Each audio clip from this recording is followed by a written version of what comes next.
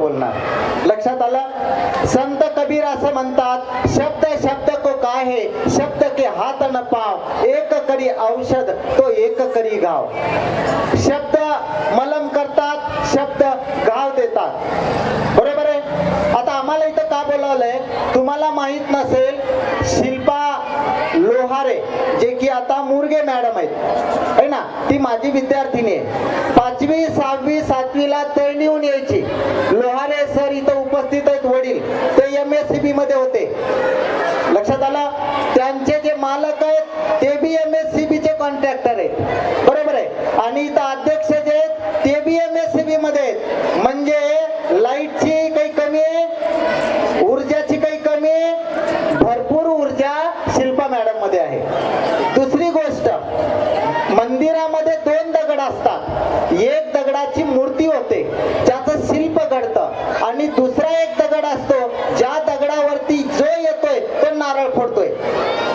Shilpa madam मंदिरामधली मूर्ती आहे, कारण त्यांनी त्या काळामध्ये खूप कष्ट केलं. जो दगड कष्ट करतो तो घडतो, आणि जो कष्ट करत नाही त्याच्यावर येणारा जाणारा डोक्यामध्ये नारळ फोडत असतो. शिल्पा मॅडम म्हणजे सुंदर शिल्प आहे. शिल्पा मॅडम माझी मुलगी आहे. मुलीच्या हातानं आज माझा सत्कार झाला. एवढं मोठं संकुल तिनं उभा केलं. एकदा माझ्या मुलीसाठी टाळ्या वाजवा. आता मुलीच्या सासरला आलोय, मुलीच्याच नावानं टाळ्या वाजवा म्हणायलोय, जावाई रुसतील. जर या मुलीनं चांगलं काम करायचं असेल तर जावयांनी पाठबळ दिलं पाहिजे, त्यांच्या सासू सासऱ्यांनी पाठबळ दिलं पाहिजे, घरातली सर्वच मंडळी पाठबळ देते, कारण ते सासू सासरे आहेत, पण तुम्ही सगळे त्याचे आई वडील आहात. आणि त्याच्यावर तुमच्याबद्दल एकदा टाळ्या वाजवा. पूर्वीच्या काळामध्ये गॅदरिंग का असते माहिती का? पूर्वीच्या काळामध्ये लहान लहान बाया लेकरांना गाणी म्हणायची, झोपी घालायची. काय म्हणायची? निंबोनीच्या झाडा मागे चंद्र झोपला ग बाई, निंबोनीच्या झाडा मागे चंद्र झोपला ग बाई, आज माझ्या पाडसाला झोप का ग येत नाही, निंबोनीच्या झाडा मागे चंद्र झोपला ग बाई. बाय झोपी जायचं. सकाळ सकाळी आजी गाणी म्हणायची जात्यावरती. काय? मन वढाय वढाय जस पिकातल ढोर, किती हाकला हाकला पुन्हा येत पिकावर. तिथं तुमच्यासारखं लेकरू झोपलेलं असायचं. आजी गाणे म्हणायची.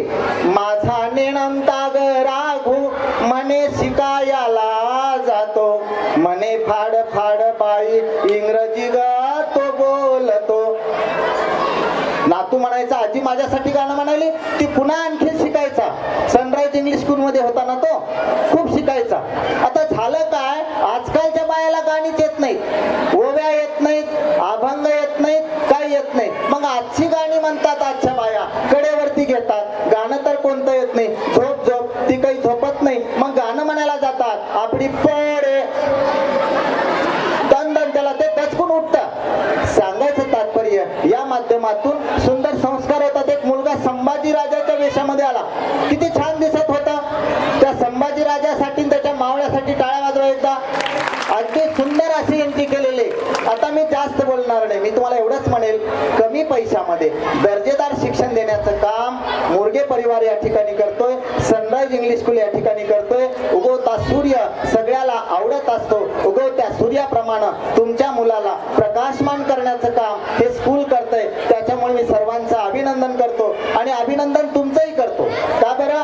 कारण तुम्हा सर्व आई वडिलांची स्वप्न या लेकरांच्या भविष्यामध्ये तुम्ही स्वप्न पेरले पाहिजेत. म्हणून तुमच्यासाठी फक्त एक कविता सादर करतो आणि मी थांबतो. कविता ऐकायची आई वडिलांसाठी ज्यांचं स्वप्न लेकरात आहे. ऐका ऐका दोस्तानो, ऐका ऐका दोस्तानो, माय बापाची कहाणी. ऐका ऐका दोस्तानो, माय बापाची कहाणी.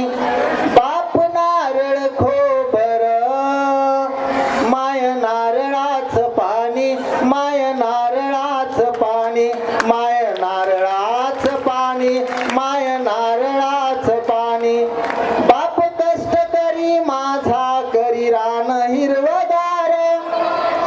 बाप शेतामध्ये कष्ट करतो.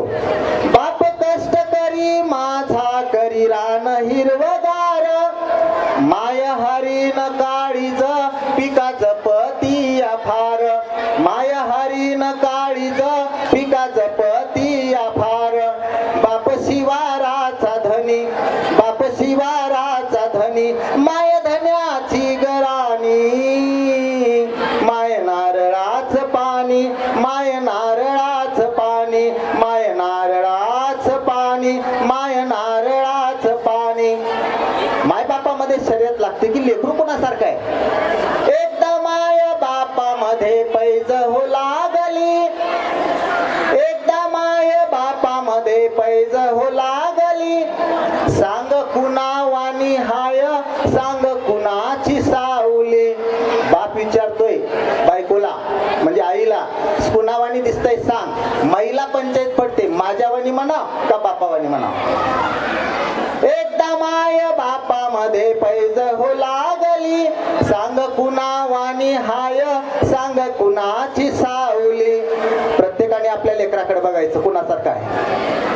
तवा हसून माय म्हणे, माईनं लय सुंदर उत्तर दिलं. तवा हसून माय म्हणे, थोडा थोडा दोघावानी, माय नारळाच पाणी, माय नारळाच पाणी, माय